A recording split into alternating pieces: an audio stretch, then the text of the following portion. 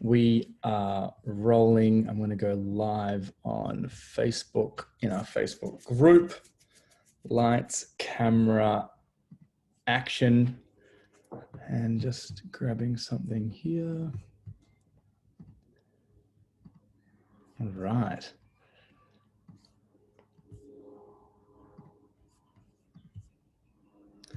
This is exciting. Super excited for this. Hello and welcome everybody. Zach Deane here. Welcome to the Wealth Through Health podcast. We have special guest, Dr. Cam here. Thanks for jumping on. And he's muted. We're off to a good start. Great to be here. Yes. Yeah. Technology, we're winning. And the reason I'm so excited to introduce you guys to Dr. Cam is because I got to meet him the other week in Brisbane. I've been studying with the organization that he's been leading since 2015 around epigenetics. It is one of the world's leading epigenetic-based platforms, helping people personalize their health, whether it's the perfect time to eat, perfect time to exercise, perfect time to work and rest and play. And it's just this incredible foundation of health through my knowledge on health and wellness the last 7 or 8 years, helping people with their health. I've never seen something that's so tailored. And I truly believe that the future of health and wellness is personalization. So we're going to be going deep down the rabbit hole. For those who don't know Dr. Cam, he's completed a PhD in lifestyle medicine and preventative chronic disease. You've been, working with corporates, implementing this platform with health professionals, schools, as well as leadership teams, and just overall, just top human being, high vibe, hilarious human being. That I think what I love about you most, Dr. Cam, is that you have the ability to simplify health in a way that's really fun and digestible. And I think that's the true sign of a genius, is to be able to take something so complicated and make it simple. So I'm so excited for this interview, and thank you so much for your time.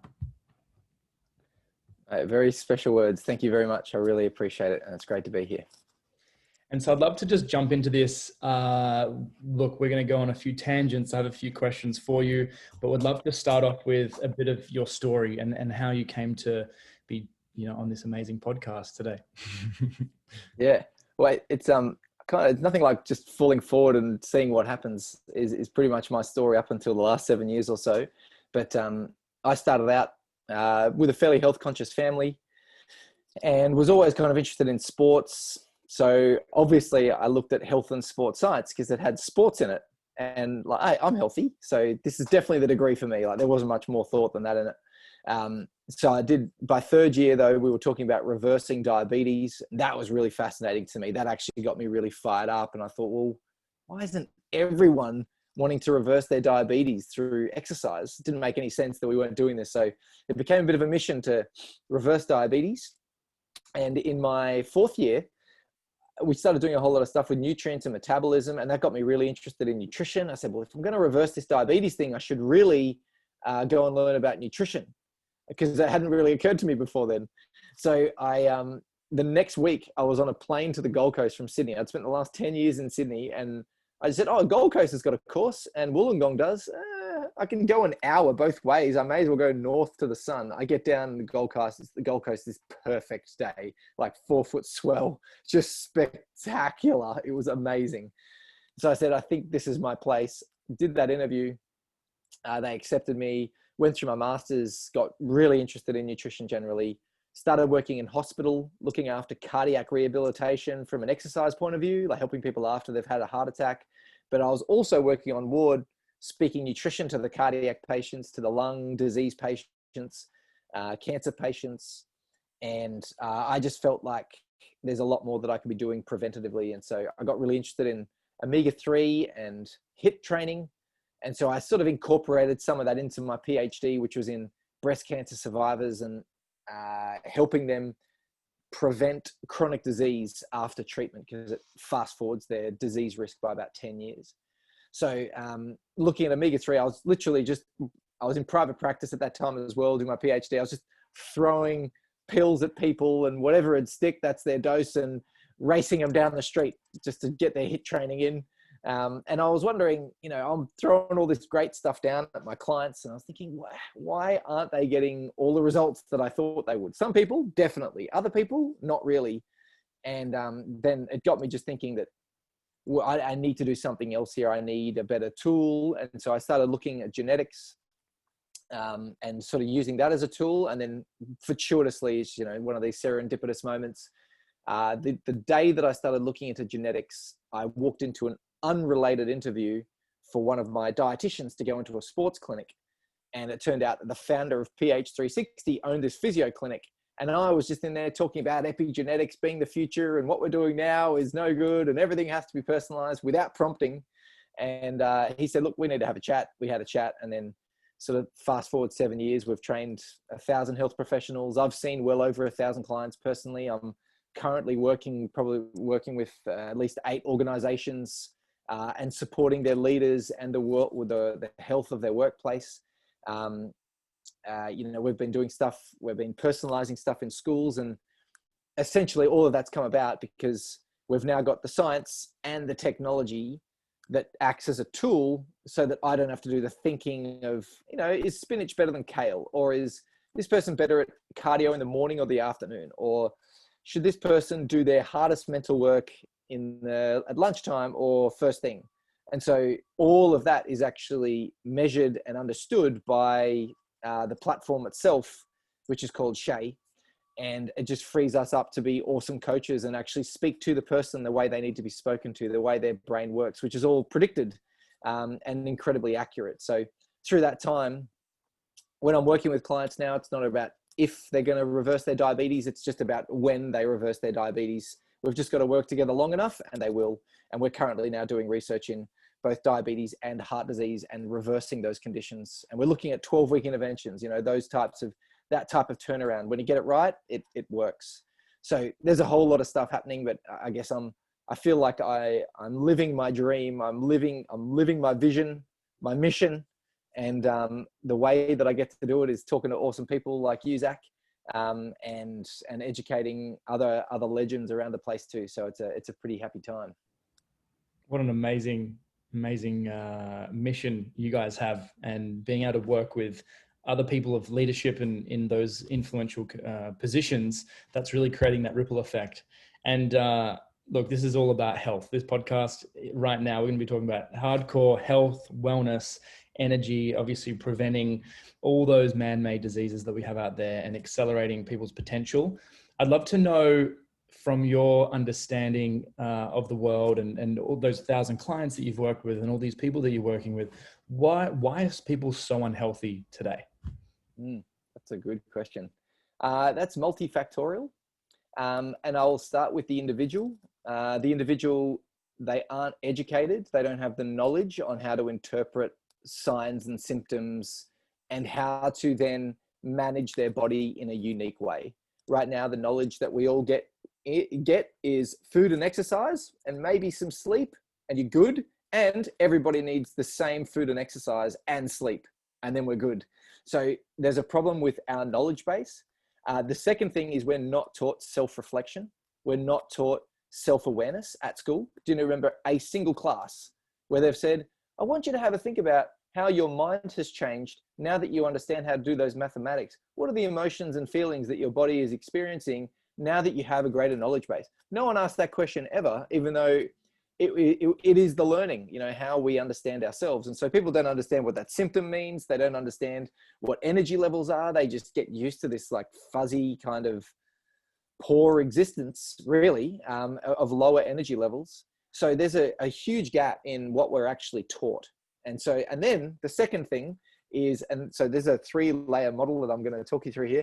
The second layer is all of the different organizational structures around us. School doesn't support us to be our healthiest. There is really good data to say that we should start school an hour later, and marks go up by tens of percentages. So just by starting an hour later. But do we practice it? No. It's like everyone come to school early and get it done.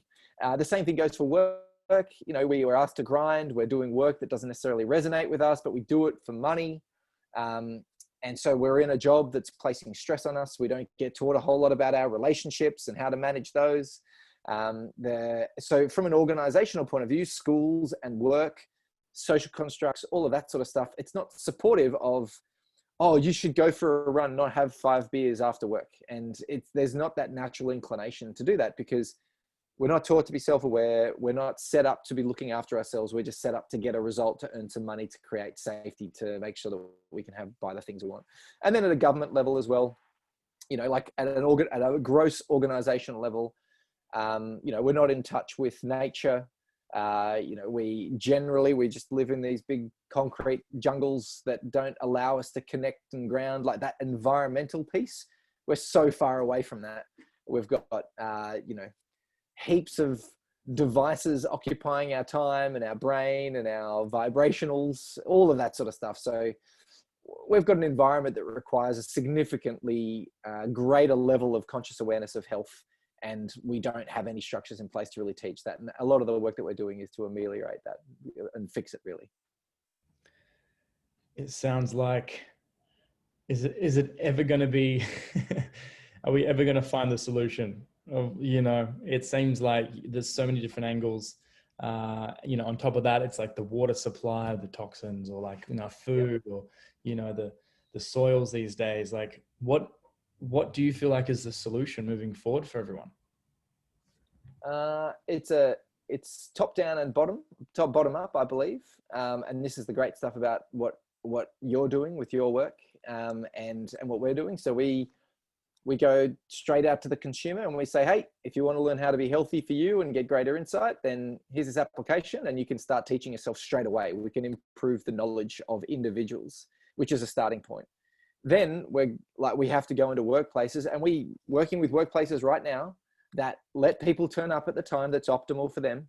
They get them to have their lunch break at the time that's optimal for them. They communicate to them in a way that matches their brain. They put them into roles that match their biology as well. And so they go to work and they get healthier while they're at work, and then they leave work healthier than when they found it. So it's possible, and it just takes some strong leadership within an organization to deliver that. So that's possible. And we're doing the same at schools, where we've educated the teachers on all of these principles. We've then profiled all the children, so the children know, who am I? And, oh, I realize I'm not naughty. I'm just a rule breaker activated because of my testosterone levels. And it's completely normal for me, and I can manage that behavior better now. So it's actually about teaching and educating from a ground up. And then also at the same time, you know, we've been speaking to the WHO and US government, and the Australian government this year, the Chinese government for many years. We've been speaking to a lot of these greater organizations that are able to really push change out at a much greater level. So both of those things need to happen, but often we need a whole lot of noise down the bottom before stuff's going to move at the top. So those two things, I think, is the solution. And it also comes along with a raise in consciousness from the whole planet, really. It's everyone needs to take more interest in themselves and actually want great things. And that's not something that we're necessarily taught either right now. It's multifaceted, and obviously there needs to be a shift or some kind of, as you said, new education. And I really feel that, you know, being a health coach for many years, helping people, I learned very quickly that food and exercise wasn't everything. There was something really missing, and that was getting back in touch with nature, you know, really getting into this rhythm of nature, up with the sun, down with the sun. And then to take that a step further, learning what you guys were doing, which was personalizing when you eat, when you exercise, when you work, when you rest, when you play, to our epigenetic strengths and weaknesses. And I was like, oh my God, that is so interesting. You can actually, based on this, I think it's 70,000 participants that you have in the database, you've been able to pinpoint 6 different health types so that anyone can figure out, through doing the measurements, through doing a bit of a survey and questionnaire, can pinpoint what their type is. And since utilizing this, I've changed some of my diet. I used to be doing a lot of intermittent fasting. I used to be, I guess, exercising. I guess it was more so just in the morning. And then now, since learning about my type, my Crusader type, I've been able to change my eating pattern. I now eat in the morning, and now I'm okay with having that little snack afterwards. I'm eating more regularly, and I have more energy just from changing. It sounds like so simple, but being able to actually have reference to that, and also figuring out my type as to like what I where I'm focusing my energy for work, my passion and my genius. And, you know, when Brandon, for those who don't know, business partner and best mate, we went to this training to learn more about pH 360. We were like, oh my gosh, imagine you could organize and structure your entire day around your strengths and then other people's strengths. And then you could work together in like what you guys call a genius pod. And I really love that idea. But I guess just to bring people up to speed on these different types, these 6 different genetic types, what are they and how are they determined? So that's a really good question. So when it comes to the health types, so originally we weren't even going to do types. Like, we were just going to say, hey, you're an individual and that's it. And while you might fall into this wedge, like one of these types, you're actually very unique within that. So there's ultimately the most important thing with how we determine who you are is we measure exactly the different elements of your phenotype. That's your gene expression. So I'll get to that in a second. So essentially, when you your parents probably had one of their better moments and they created your genetic material and it was conceived, and then you started developing into an egg and then a few cells, or you were an egg and then developed into a few cells and you divide a few times. By about day 4, day 7, you start getting enough cells where you start developing different layers within your embryo, and each layer is developing different organs. So the nervous system is developing in one layer. The musculoskeletal system, muscle, skeleton, fat tissue is developing in another layer. And the digestive organs and the lungs are developing in another again. And so the reason that we are different is because based on our genes and the environment in the womb, we will grow those layers in different dominances. So for some people, the nervous system is more dominant and they have less musculoskeletal mass and they have less digestive system mass and lung development, essentially. And they have a very high grade nervous system or very finely tuned nervous system. Whereas another person might be more dominant musculoskeletal, another person might be more dominant digestive. And so this is happening due to your genes turning on and off during development. And what happens very simply is, depending on the layer or layers that dominate in your development, it will determine the hormones that your body is exposed to more now. So I'll give you an example. There's one type of body that develops in the musculoskeletal system. So their muscles and bones and ligaments and tendons are all getting most of the energy. But in those tissues, it's very responsive to testosterone. So any testosterone floating around, it gets a bigger response from these tissues. And so this body is essentially exposed to more testosterone from embryo, and that actually continues out into their life. And so what does testosterone do to us as we develop? Because it's what happens in embryology has a butterfly effect for the rest of the time. So essentially, if you have a look at your hand right now, and if you have a look at which one is longer, your ring or your index finger, I can see that my ring finger is longer. If your ring finger is longer, it means that you're exposed to more testosterone in the womb. What that does also, testosterone over time changes the way that your body develops. So we can actually say, you've got a longer ring finger here. You were exposed to more testosterone. We actually get a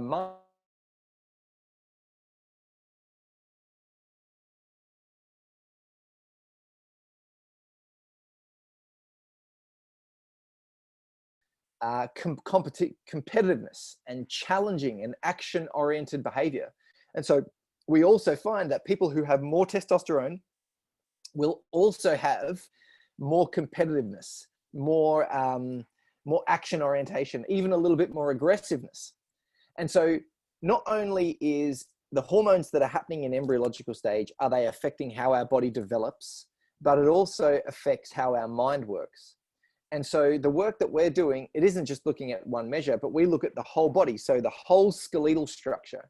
And what we get out of that is this person has been exposed to these hormones for an extended period of time. If you've got a big head and you're tall, then you've been exposed to more growth hormone.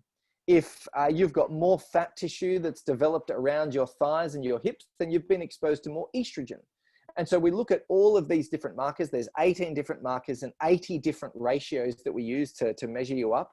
And then so that gives us an understanding of how your skeleton has developed.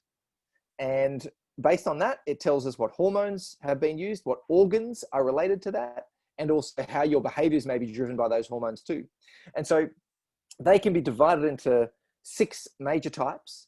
But then we look at hair color, eye color, and skin tone, and we look at family history of disease, and we look at your genetic lineage. We look at your current lifestyle and where you grew up, and how you developed through ages 7 to 11, and the diseases that you've had in your lifetime as well. And let's say, for example, that we take someone who's tall and skinny, and they've got blonde hair, blue eyes, and pale skin.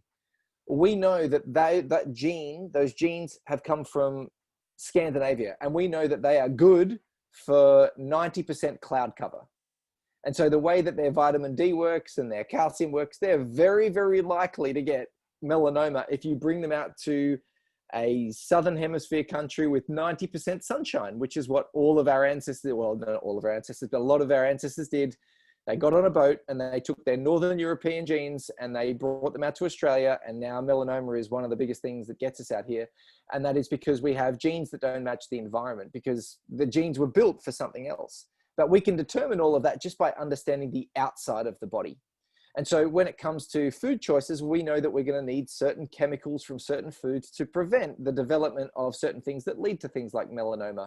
Or we have someone who's at risk of cardiovascular disease because of the way that they've developed. And we know now that we've got to include these nutrients to prevent that. So I've given you a fair bit of science there, and I do apologize. But essentially, to bring it down real simple, what happens in embryological times has a butterfly effect for how our body develops for the rest of our life. We can measure that in our life right now and understand what hormones, what organs, what genes we have in many cases, and therefore what do we need right now. And this can be classified into 6 types, and then they are classified into another 12 subtypes beneath that. And then there's an infinite amount of variability of those 12 subtypes as well. So we get an incredible amount of detail, but the 6 major health types are a really good starting point, and fun to talk about because you'll often see a lot of commonalities in people that you know. And that's definitely what it gave for me, is that similarity with someone else, that connection of like, oh my gosh, that like Brandon was a crusader as well, or that person's a guardian, that person's an activator. It actually allowed me to be comfortable with new choices, new habits, like new health choices around my own lifestyle, and also to see and be comfortable with other people's types and their, I guess, lifestyles were just different based on their genes. They work better with people. They work better by themselves. They work better when they're moving more. They work better when they're resting more at this time, resting at this time. And I find that quite interesting. And so I really do believe the future and the solution to a lot of these health challenges we're facing is personalization. You go into a supermarket, it's the same food all year round, or you go to a gym and it's the same equipment, so these things are great, but the next step is what works for me might not work for you, and being comfortable with that. I'd love to know some of the results. I know that you have implemented this into schools. It's helped even mental illness or mental stress and anxiety. What have been some of the, I guess, results from groups of people with schools or organizations that you might be able to touch upon to, I guess, help us understand that this is more than just an individual thing. This might be also a community impact as well. Awesome. Yeah, so there's been a few different layers that we've seen some really wonderful results. So the first probably is mental health. Everyone's kind of on, like, we're going to spend, I think it's 22 times our normal budget on mental health this year due to everything that's happened. So 220 billion is the cost of mental health this year. And so that's a really important one. Most people are going through some sort of mental stress with change, organizational change, life change. And what's really interesting about that is that people think, oh, I've got depression or I've got anxiety, there must be something wrong with my brain. But what we know is that most of the input that tells your brain how to feel and think comes from your body. And as soon as you put, and I guess the example that I'll give, and then I'll go into the results just so it actually has a bit of relevance to you all. You might feel you've got kids to manage, a business to manage, life to manage, yourself to manage, health to manage, whatever it might be. And that creates tension and stress because you're getting pulled in different directions. Now, if you try and do that with no sleep and with poor food and you're lacking fitness, all of a sudden that's way harder. It's just so much tougher. But if you have a really good sleep, and if you have some really nice food and you're doing some really good exercise and you're around people that you really like, all of a sudden now managing those stresses are no problem. They aren't actually stresses. And this is a really important thing, is that when your body is good, when your biology is happy and satisfied, your mind is also the same as well. And so what we've done is when we go into organizations, we actually don't talk about their mindset or psychotherapy or anything like that. We just say, hey, you're an activator. And activators, for a little bit of information, they are hangry. They need meals every couple of hours. And if they don't, they start either biting chairs or shouting at you. And they genuinely get angry when they're hungry, just because of the way their physiology works. They need regular movement. And if they don't get it, they get frustrated. They also are more direct with their language. They're higher in testosterone and higher in adrenaline. And so the treatment for them when it comes to mental health is eating regularly and exercising, high intensity exercise, and also making sure that the people around them know that they'll just speak their mind and just to let it go. And as soon as that happens, they go into this really calm state and they're just this happy, optimistic individual. However, if you miss those things, they get angry and down. Versus another person, we call them the diplomat. The diplomat is really considered with their thinking and what they say. They like taking things slow in the morning. They like to be really thorough. They like to be really structured with their planning. They like to always make sure that they experience pleasure and enjoyment in all things because they're very sensitive to serotonin. And so what they need is actually meals 2 to 3 times per day. In order to reduce their stress, they need to plan their day really, really well. And they need to make sure that they've got lots of natural qualities around them, like plants and all of that sort of stuff, because it actually gives them energy when they're surrounded by nature. And so when we go into this organization, we've got the activators doing HIIT training and shouting at people and eating as much as possible. And we've got the diplomats to going for quiet walks and piecing out and just rescheduling their day as their core biological resets. And so over 10 days, we saw 88% of people improve their scores for depression and anxiety. But we also saw a 50% reduction in the total scores that they had. So 88% of people got a result, but the scores actually reduced by 50%. Over 30 days, we see that go to 96% of people get a reduction in their anxiety and depression. And we see those people who are at the most severe risk, the highest levels of stress, they will experience the greatest reduction in anxiety and stress. So much so we have people going from extremely severe risk of anxiety and depression down to normal. So 25 points out of a possible 30 odd in the DAS-21, which is a very well validated psychological tool, down to 4 points in 30 days, because they completely understand themselves. They've put themselves into an environment that's suitable for them. But they didn't even do their psychotherapy. They just adjusted their biology. They woke up at a different time. They interacted in a different way. They focused on the things that causes their body stress, and they get a result. So we see that from a mental health point of view, that's really profound. From an immune system point of view, we see a significant increase in immune surveillance, which is your readiness to attack a virus if it comes into your body. We see that increase significantly in 10 days. When we look at chronic disease, and this is something that we're now doing research in, clinically, I'm seeing a reversal of significant symptoms of diabetes and cardiovascular disease within 8 to 10 weeks. So we see people going from very high blood sugar levels down to almost normal blood sugar levels in that period of time, but their waist circumference normalizing very, very quickly. Very important risk factors. So we see some really lovely improvements in energy levels as well. And then from a school point of view, I guess it's harder with kids, but essentially what's the quantifiable result that we get? But what we're getting is a self-awareness. They go, oh, I know who I am. And you imagine someone saying to you, the reason that your body's going to be bigger is because you have more prolactin. So there's one type of body called a guardian, and they accumulate more mass. And so when the reason that they accumulate more mass is because they've got more prolactin and more IGF-1, which are these growth hormones, and more insulin resistance naturally. Now, the reason that they have those systems in their body is because their job is to protect everyone, and prolactin makes you very protective. Now, you can't protect everyone if you're super skinny. You go without a meal and all of a sudden you've fallen asleep. Whereas a guardian is able to go for 50 days without food in some cases. They have this capacity and reserve because they naturally store, and they have a slower metabolism, which allows them to protect everyone. And so you imagine now, as a child, if you've always had issues with your weight, or you know someone who's had issues with their weight, but you were told the reason that your body is stronger, because essentially they are the strongest type of body, is because you need to look after everybody.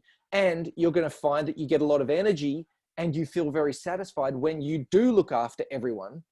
And your body is going to be stronger and thicker so that you can tolerate more than other people, so that you can put others first and really support everyone to achieve their goals while you're achieving yours at the same time. Imagine if that was the messaging that you gave to a child who was a little bit overweight and we know that they were going to be a guardian in later life, how different their self-perception would be. And so that stuff around self-awareness, I am who I am because of this, and this is how I can manage it. That's the result for us. That's the thing that allows us to create this generational change and shift. And the cool thing about it is that it's all through an app, all through a login. You actually have personalized meal plans, foods to eat more of, foods to not eat so much of, and to avoid, exercise plans. There's, times for working, times for rest. Like, I think it gave such a simple step process to follow for anyone. Whether someone's an entrepreneur and they're really going for their goals and they need that little bit of a boost and those tweaks, or whether someone's a parent and they're wanting to, I guess, just have that energy to get through the day, or whether someone's an athlete and they want to make those tweaks to really get that performance. This is catering for so many people. And so, yeah, this is so interesting. And so on another side, once someone has, I guess, personalization with their health with PH360, and if anyone wants to reach out, the details will be in the show notes or around this video somewhere. But once someone has their, I guess, health sorted, what do you usually find within these people? Are they usually going out and living better lives, better relationships, better workplaces? Like, how does this ripple out to other people's lives as a result of them, I guess, filling their own cup up? What have you noticed from some other people? Yeah. That's really cool. I'd say that the first thing that comes with, let's say that my health's good and I now know that I'm on track. The first thing that comes is certainty in your understanding of yourself. It's like when I walk into a situation, I just noticed, like, my son is super social and I am an introvert. He's an extrovert. And that is, you can actually measure kids from 2 years up now. He just requires lots of social attention, and my brain likes productivity and being left alone. And the first thing that I notice, or the first thing that people who get to know themselves a little bit better, is you can come up to a situation like this and go, I know that my son is just going to want lots of social stuff. It's not going to be purposeful. It's not going to help me with my work. Normally that would stress me, but I understand that my body is just searching for productivity. I'm not going to get that productivity because I want to really make sure that I support my son. So it allows you to go, I know who I am. And so then I'm going to use my strengths to support someone else. So instead of just having to be like him and just thinking, oh, I've just got to have fun and I've just got to wipe away any purpose or anything like that. Instead of having to do that, I can say, no, I'm going to make my mission, my productive mission, to have fun with my son. I'm going to use my strengths, which I know that I'm really good at. Focused, checklist, mission. I'm going to use that to have random, purposeless fun with my son. And so I get to use my strengths to support somebody else's strengths through a greater level of awareness. So that's the first thing, is once you have awareness of yourself, you can then support others to actually not educate them on, oh, you're this way, you need social. The step above that is to say, I'm just going to provide you what you need based on what I know that you need, that's going to make you feel amazing. We don't even have to discuss it. And it's like that ability is really profound to be able to have that awareness. I call it proactive awareness, where you can foresee what's going to be required. You use your strengths to adjust what you need to do so that people are actually lifted and they don't even know they're being lifted, but you're just having a really wonderful effect on people. So that's the first piece. The second piece is you really get to understand and navigate what work is going to resonate with you. You, like, even your mission in life is in your biology. So guardians, you'll find them naturally gravitate towards childcare and nursing because they're nurturing, protective people. They're not there often, but not always. They're not often the CEO driving forward, being cutthroat, because that's not protective. It's not nurturing. And so when you think about, when you get an understanding of your body, you get an understanding of what is if my biology had a purpose, what would I be using that for? And you can then pursue that. We had one anaesthetist, 12, 13 years of training as a doctor, was doing 20 clients a day, had people, life and death with all of these medications running through them to keep them quiet on the table. They say anesthetics is 99% calm and 1% mortal fear, because there might be a chance that someone has a bleed and then, stuff's going bad. So she's a connector. Connectors are all about making sure people are good and keeping people engaged, keeping people connected. And essentially things that induce lots of stress isn't designed for their physiology. They are designed to have fun and make sure people are having fun together in a very meaningful way. And she actually looked at that profile, went through it all and said, you know what, this is so right, and quit. She quit her job as an anesthetist. Oh my God. Anesthetist. And she went into lifestyle counseling for GPs to make sure that they can actually look after themselves, and creating a community around that, like exactly what her body's designed to do. And so when you get an understanding of yourself, it pervades, it becomes so strong as to what resonates with you, whether it be work, whether it be the people that you hang out with, whether it be how you can support people. It allows you to move forward with just a much higher level of awareness as to what's going to really create flow for you and health for you. So I don't know if that answers your question, mate. It was a good one. I haven't had that question asked before. Hopefully that suffices. I think it's quite important for people to understand that, like, we don't know how good life can be. We don't know how awesome our relationships can flourish, or how much energy we really can generate, or, how good looking we can really be. We sometimes just playing that smaller game and, just getting by and staying in our comfort zone. So, really painting that picture, what you mentioned, one of the main reasons we're so unhealthy is that lack of education, but also, different organizations really playing the narrative for why we're, what's important to us, the foods we're having, the exercise we're supposed to be having, access to, things like that. I'd love to know a couple of things here and change the tone of the questions here for a second. In terms of books for people to go out and buy, what would be your number one book purchase on health, wellness, fitness, overall personalization? Is there one book that really stands out that would really help people to get a grasp on this topic? I tell you what, it's written by our Chief Medical Officer, Dr. Alberto Garoli. He's written a couple of books. He's written a few, but it's a personal development book, but it actually speaks to the ego types that are found within the health types, and the evolutionary glitch, it's called. And he talks about how people have a mission and a focus and a drive, and how that's biologically written into their body, and how you can actually unwind patterns that are detrimental to you by doing various exercises. That's actually a really, really good starting place. There's 1,000 books that I really, or not 1,000 books, I probably haven't read that many, but there are a number of books that I really am very passionate about, but not any that speak specifically to the areas of topic that we're talking about right now. Probably the most influential books in my mind, one has been Napoleon Hill, The Law of Success. It's the original manuscript that he wrote. It's like 1,000 pages, and it is gold. Every single personal development book I've read after that has referenced the principles in this book. So that has been a really influential one for me, but I can't say that it's particularly personalized. A really good brain book is David Rock. your life at work or your brain at work, that's been a really great one for me, just to understand how the mental chemistry works differently. But I would say that, without, they're my personal recommendations.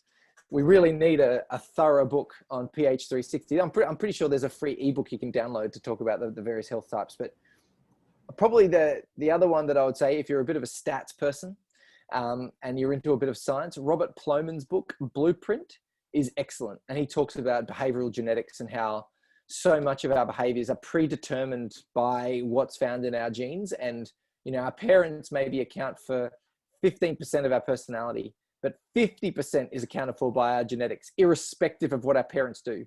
So it just really gives you an understanding that you are born with a code and predispositions. And that's the stuff that we talk about is, if you know that, how can you co-opt it? And, the ultimate book I will say is the Shea app, which has got all of your stuff in there specifically for you, but it's probably too much plugging. So I won't say that. That's actually a really important point there, because I know a lot of people that that are in my social circle, they are either healers or energetic practitioners, and they have, I guess, modalities and abilities to, I guess, look at shifting genetic expression within the body. And so what is your opinion on that? And does PH360 take that on board? Because, we hear about miracle remissions or, these incredible healers that shift people's energetics and, they heal their bodies. So how does that entwine? Because I feel like a lot of PH360 is very science-based stats figures, but there's also that, quantum level or esoteric level that, how do they come into play? Yeah, that's really cool. So firstly, the way I like to think about it is that there's any frontier where you're seeing something that's happened that's observable, there will be an explanation for it at the scientific level and at the quantum level. Like, the quantum isn't a theoretical place. It's a very real place that we can quantify in many ways. And Bruce Lipton is probably the guy I've read most and experienced most of his content around this space. So I guess the way that I would talk about that, and I guess we're very focused on making sure that there's a strong scientific, classical evidence-based methodology to what we're doing. But what I would say, and some of the stuff that I've been using for many, many years is, electromagnetic frequencies that are found in the body and in all of the different tissues. These things are governing the function of that tissue. And we know that, for example, HeartMath, I don't know if you're familiar with HeartMath, but they're a fantastic organization that have been studying, heart electromagnetic frequency for ages. And we know that if you are sitting in a room and there's three people who are in a calm, coherent state where you're essentially not in stress, but you're in that nice balance of like focus but calm. If you're just sitting around, there's three of you sitting around and there's a fourth person there that's neutral, that person will go into a coherent state because their body is influenced by the electromagnetic radiation and frequency that's coming out of the other three. This is just, I guess, one example of how, like, we talk about, nutrients, that molecular biology. We're now definitely seeing that energetic biology is becoming much more digestible for the scientific community, I'd say. And when we're talking about, those remissions, and we only need to see the power of, and to break it down into a really simple thing, the power of placebo in randomized controlled trials. I think I'm on this medication, so I start getting better. Like, this is proof that what our intentions set, we can start driving a different physiological response within our body. And the way that I guess that I see these things, if we are going to see quantum right through to very physical realm, is that these things aren't disconnected, but are on one long continuum. So you have the very, less definable quantum realm, right down with the very definable matter. And all of these things are on the same continuum, just at different ends. So as you're developing let's say that you make a change to eat more spinach, right? Because you know that that's good for you. There's something physical that's happening in your body. You're getting more of these nutrients that's changing your biochemical pathways in your body. But at the same time, your brain has shifted into a more positive focus. And so on a psychological level, you're saying, oh, I feel good about myself. And then when you feel good about yourself, the energetics of your heart also change as well. And so that then influences how the energetics of your body are going to work. And then there are other influences as well that come at higher levels of that too. So it's not as if they are separate things in my mind. They're all on one. It's just a matter of making sure that we can prove the whole continuum so that when we're talking about it, and it really just depends on who you're talking to as to how you might frame that conversation. For example, a very alternative, well, not alternative, but spiritual bunch, you might actually talk about, yeah, you change the energetics, but the spinach has an energy to it as well. And that changes the energy of, or like the energy that is available to the body, because you're changing the electrolyte balance, which changes the way energy flows, and et cetera, et cetera. So you can take it from one end to the other, but I would say all of these things are existing in the same little capsule. It's just a matter of where you want to enter the conversation. Interesting. I love it. Fascinating. I would love to know, Cam, if you could have this ability to send out a message on everyone's smartphone right now, a text message. Yeah. You could just go send a specific message to everyone on planet Earth right now, telling them whatever you want. It could be one word, it could be a whole quote, it could be a whole message. What would you want to be sending to everyone in this moment right now? Oh, it is such a good question. It's a big one. And I'm gonna reserve the right to modify this in 1 hour and 3 weeks and 6 months from now, because my answer will change, because something definitely better will come after this session, I'm sure.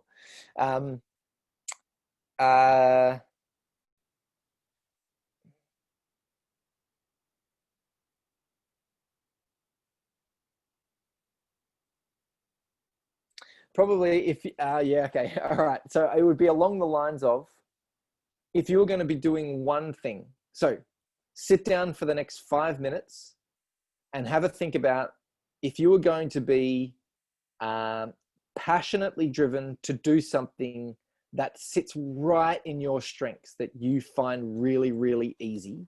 So what are the things that make you passionate? What are the things that you find really, really easy to do? And who are the people that you would like to do that with? Spend 5 minutes sort of cultivating what that is, and then setting themselves a goal to do that every day for the next 4 weeks. So essentially, and where I'm getting at, I know it's not as momentous as what I was hoping for in my mind. I love it. It's so important.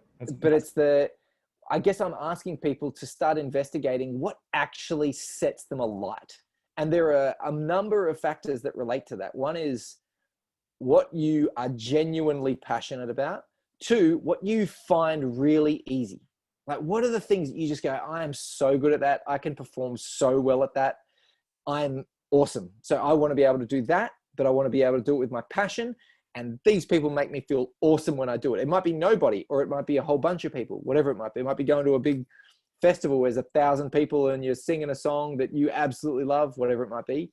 But how can you bring that into your life every day? Because I feel like we all try and reduce stress by taking away the bad things, but we don't elevate the stuff that just sets us on fire. And it's when you're doing things that set you on fire, it just wipes away so much of the stress out of our life. So I would probably, if I could put a stop on their device, they weren't allowed to do anything else until they finished this exercise, then that would also be a condition as well. That would be my starting point. We'll add that in there. Yeah, that's nice. Really powerful. 100%. I totally agree with you in terms of getting people fired up for what they're here to do. And that's the biggest gift we can give ourselves and other people. So yeah. I would love to know, I'm really curious, Cam, if you had $1,000 and you had to, Australian dollars, and you had to spend it in the next 24 hours on health, like a health investment. It could be this, it could be that, it could be one go, it could be a bunch of different things. What would you want to spend that $1,000 on? Ooh, that's good. So this answer is going to be different for me than it would be for everybody else. So, well, obviously that's the question though. Here I am in teacher mode. So okay, I would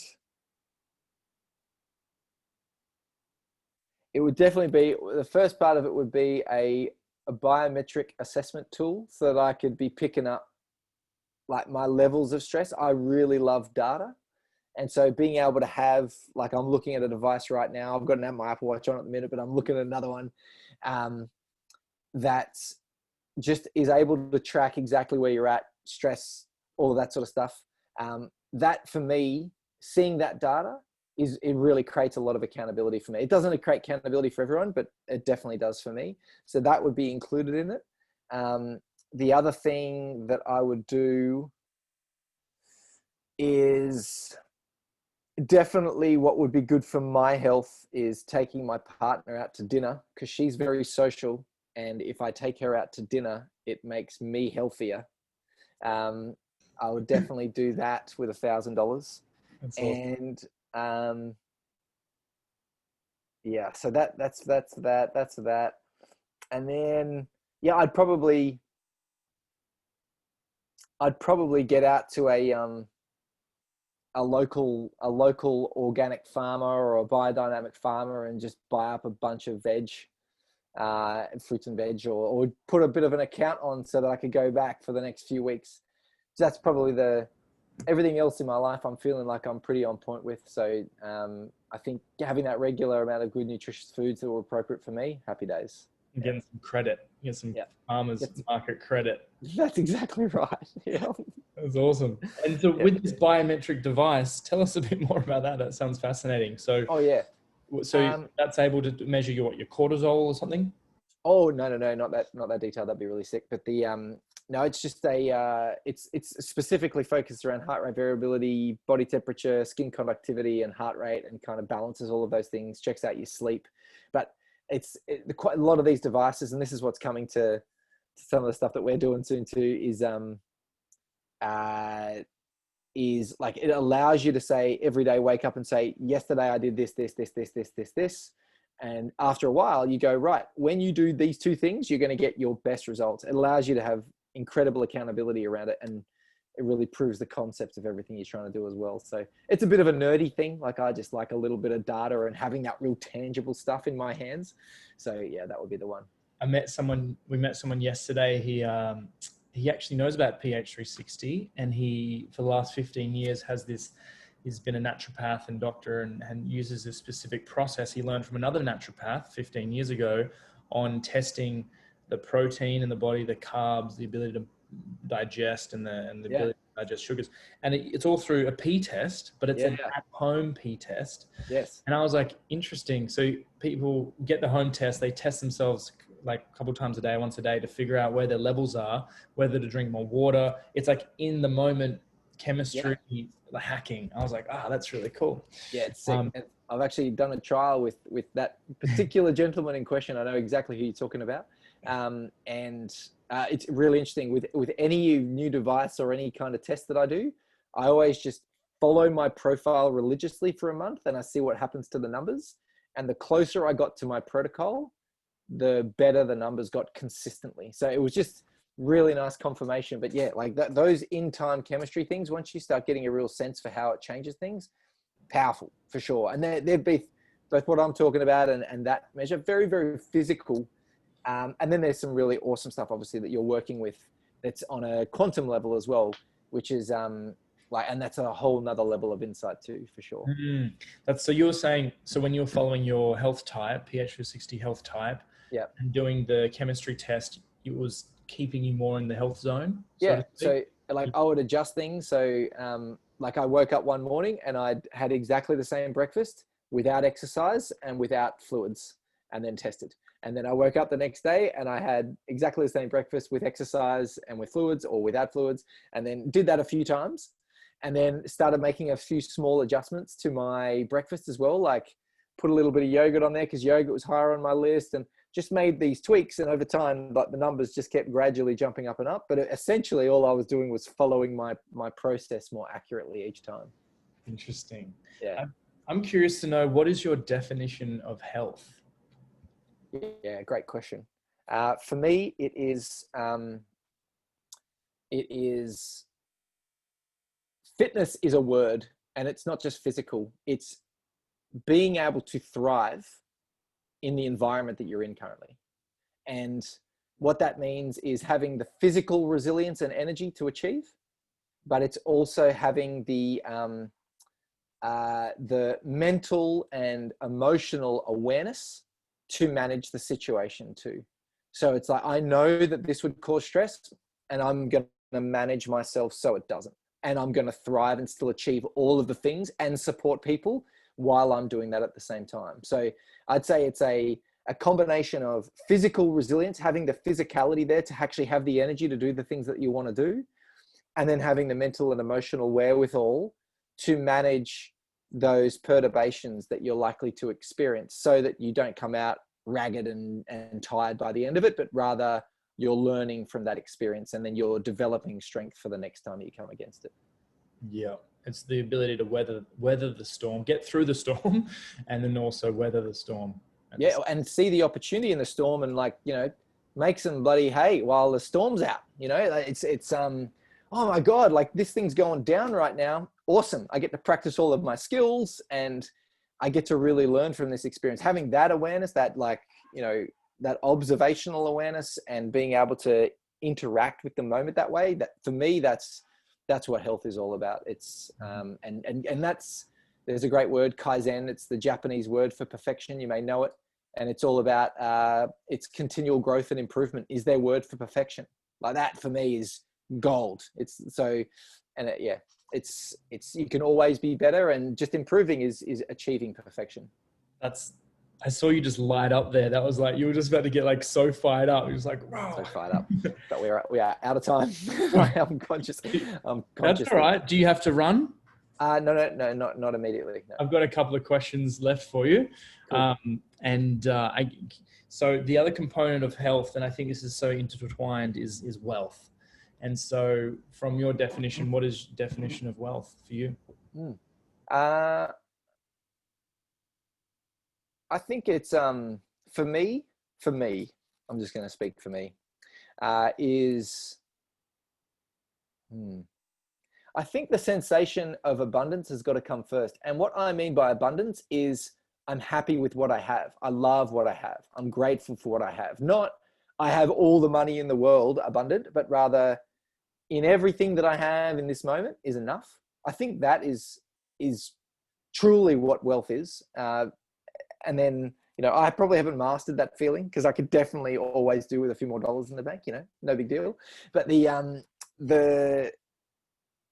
I think wealth is, and then if I was to sort of elevate to a more physical level as well, I would say it is, for me, it's having the things that you need to be ready for an emergency, to have the physical security that you need, and to be able to enjoy the things that really drive you and create passion for you, and to not be limited by finances in your pursuit of those things.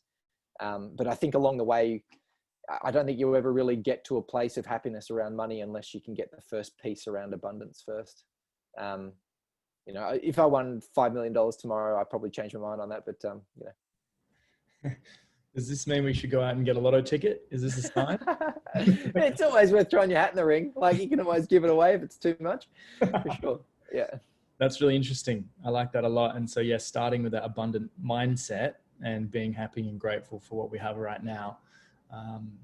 Such a good reminder. So with this podcast, we call this Wealth Through Health. And so, we're interviewing walks of life from both kind of categories, but I think in the middle, there's a common, definition, but everyone has a similar or slightly different definition. What does wealth through health mean to you, Dr. Cam? I think, those last two questions help with that a lot. So the first is, if you've got the physical and mental, emotional capacity, it allows you to chase those things without physical and mental, emotional inhibition. So how you then go and create wealth, like if we're talking physical monetary wealth, it's aided if you're healthy, and you can't do that if you're unhealthy. Like if you're sick and going through surgery, you can't be making much money unless you've got some really nice structures in place, which you've already sorted that anyway. So I would say that what health provides you is fitness to deal with the ups and downs of challenge of business. It allows you to deal with no's and rejections. It allows you to be aware and grow, but also stay in a place of gratitude. If you're in a state of stress, it's a lot harder to express gratitude and actually feel wealthy when you get there. So I think from a health point of view, if you don't have it, it significantly limits your ability and even experiencing the benefits of wealth in the first place. But it also inhibits your ability to go and chase it and drive towards it and know how to do it in the way that's appropriate for you as well, that doesn't kill you after 20 years. So yeah, I think without health, what do we have? It's such an important component of wealth. So, and for a number of functional reasons as well, it's critical to us going out and chasing the things that we want to do to create it. For sure, they go hand in hand. And I guess, what final comments do you want to share with, I guess, the listeners at home, whether someone's like just starting their health journey and they're going, what is this personalization thing? Sure. Okay, fine. I'll do some measurements. I'll get my type and I'll give this a go. Or whether someone's listening to this, they've gone through the PH360 and they're like, I want another level, or how can I tweak this? What last pieces of advice do you have for, I guess, these two groups of people? Yeah, cool. Number one, if you are, either way, for both of you, for both groups, there's a huge amount of resource within the platform itself and within the Facebook communities, like jumping into those Facebook PH360 and even the detox community as well. Those two communities are incredibly helpful and can just provide some support. There's also, we've got, just like you've come through the health professional training, there's over 1,000 health professionals around Australia and New Zealand that will take your calls, support you, speak to you in the language that you need, and actually support you into a really great result as well. Some people need accountability. And I would strongly encourage you, if you're going, this PH360 thing I'm not really getting much out of it. It's because you haven't had it explained well enough to you, essentially. And opening up yourself to be available to that would be very smart. Educating yourself further. So you can actually go through a health professional course. If you're a teacher or working at schools, you can go through an educator's course.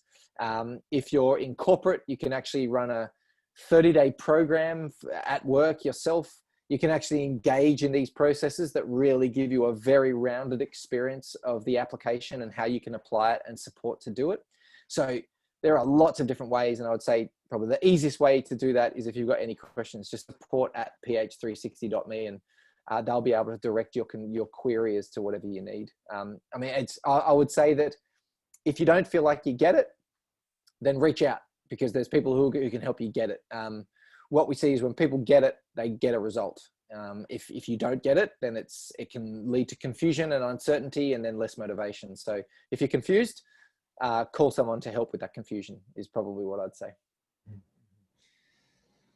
At the beginning of when I first heard about PH360, I was introduced to it through a friend of mine. He goes, oh, I think you're going to be this. And my other friend is like, oh, you're going to be that. And I was like, okay, what does that mean? He's like, oh, you just got to do your measurements. And I was like, oh, okay, I'll do them. It took me like he sent me the token. I paid for the token. It took me like 2 or 3 months to even do the measurements, to even get to even put it through. I was like sabotaging. I was like, this isn't important. And I finally did the test.